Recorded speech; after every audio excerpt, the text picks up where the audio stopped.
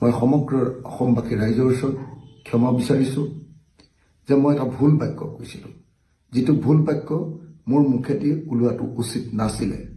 মই কৈছিলোঁ যে যিসকল মুছলমান লোকে বিজেপিক ভোট দিয়ে সেইসকল কাফেৰ, সেইসকল নৰকলৈ যাব, এনেকুৱা ধৰণৰ আল্লাই তেওঁলোকক শাস্তি দিব, এনেকুৱা ধৰণৰ বক্তব্য এটা প্ৰকাশ কৰিছিলোঁ।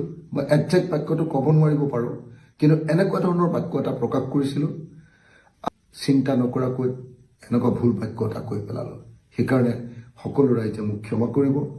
আৰু মোৰ সতীৰ্থ যিসকল বন্ধু, দলৰ যিসকল সতীৰ্থ, যিসকলে এই বাক্যটো কোৱাৰ কাৰণে মোক বেয়া পাইছে, মই অযুক্তিকৰ কথা কৈছোঁ বুলি কৈছে, মই ধৰ্মীয় চিন্তাৰ কথা কৈছোঁ বুলি কৈছে, মই প্ৰগতিশীল চিন্তাৰ পৰা আঁতৰি গৈছোঁ বুলি যিসকলে কৈছে, মই তেখেতসকলৰ ওচৰতো ক'ব খুজিছোঁ যে মই নিস্বাৰ্থভাৱে ক্ষমা প্ৰাৰ্থনা বিচাৰিছোঁ।